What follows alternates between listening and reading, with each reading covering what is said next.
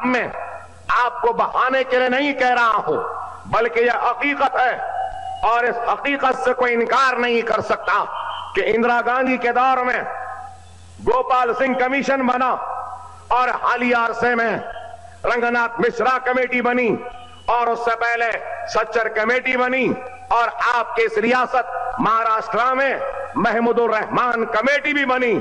تو بتائیے کہ اندرا گاندھی کے دور میں گوپال سنگھ کمیشن کی رپورٹ نے یہ بتایا کہ تعلیم میں سب سے پیچھے مسلمان، روزگار میں سب سے پیچھے مسلمان، بستیوں میں بنیادی سہولتوں سے محروم مسلمان، ان کے بستیوں میں بچوں کو پڑھنے کے لیے اسکول نہیں ہے تو وہ کون؟ وہ مسلمان لڑکوں کو اعلیٰ تعلیم پڑھنے کے لیے کالجز نہیں ہیں تو اس میں بھی بتایا گیا کہ وہ مسلمان ہے۔ روزگار میں، روزی میں، روٹی میں، زندگی کے ہر شعبے میں گوپال سنگھ کمیٹی نے کہا کہ مسلمان سب سے پچھڑے ہوئے ہیں۔ اور یہ گوپال سنگھ کمیشن رپورٹ کس کے دور میں آئی؟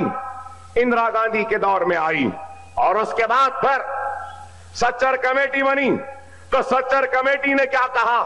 وہی باتوں کو دہرایا، صرف نئے اعداد و شمار کو پیش کیا، نئے پرسنٹیج کو پیش کیا، نئے فگرز کو دیا، نئے فیکٹس کو دیا، لیکن تصویر تو وہی پرانی تھی جو اندرا گاندھی کے دور میں تھی۔ وہ بھی یہی کہنے لگی کہ سب سے پچھڑے ہوئے، سب سے کمزور، سب سے آخر میں اگر کوئی ہے اس ملک میں تو وہ مسلمان ہے، چاہے وہ تعلیم ہو، چاہے وہ روزگار ہو، چاہے وہ معاشی میدان ہو، چاہے وہ کاروبار کا میدان ہو، چاہے وہ مسلمانوں کے بستیوں میں بینکس کا مسئلہ ہو، سکولز کا ہو، کالجز کا ہو، ہر محاذ میں سب سے پچھڑے ہوئے۔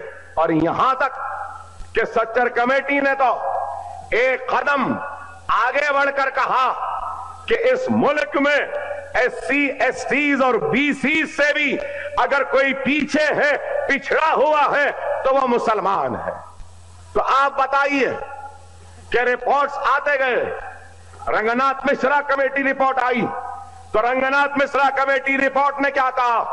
یہی بات کہی کہ پچھڑے ہوئے، کمزور، سب سے پیچھے مسلمان ہیں۔ اور پھر ان رپورٹس نے نشاندہی کی کہ کس طریقے سے اس پسماندگی کو، اس کمزوری کو، اس پچھڑے پن کو دور کیا جا سکتا ہے۔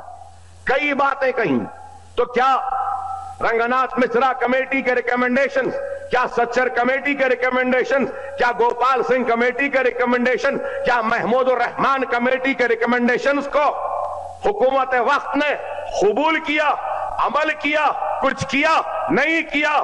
جب ہماری ناانصافی پر آواز اٹھتی ہے تو کمیشنز بنائے جاتے ہیں، کمیٹیز بنائے جاتے ہیں اور کمیٹیز کے رپورٹس آتے ہیں اور رپورٹس پھر محفوظ ہو جاتے ہیں، گرد، گندگی، دھول کے نظر ہو جاتے ہیں اور ختم ہو گیا معاملہ۔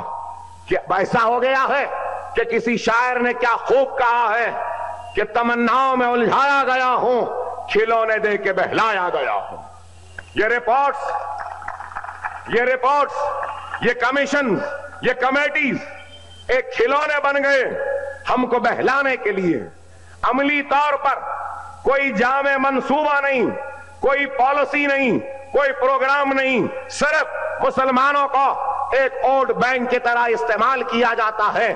الیکشن سے پہلے ان کے بستیوں میں آنا، ان کے درمیان میں کھڑے رہنا، سیکولرزم کی دہائی دینا اور پھر کمیونل فورسز جیسے سنگھ پریوار، بی جے پی، آر ایس ایس، ان کا خوف بتانا، ان کا ڈر بتانا، ان کے ظلم کو بتانا اور ہمارے ووٹوں کو لے کر ہم کو بھلا دینا، یہ ایک عادت بن چکی ہے۔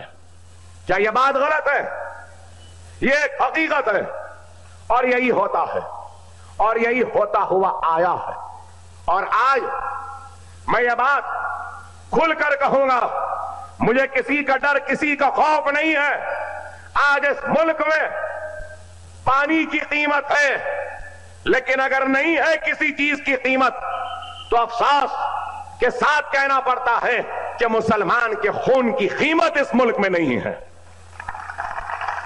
کہ آج ہمارا خون بے آواز بہتا ہے۔ ارے کبھی ایک وقت تھا جب مسلمان کا خون کربلا کے میدان میں گرتا تھا تو دنیا کو ہمارے خون کی اہمیت کا اندازہ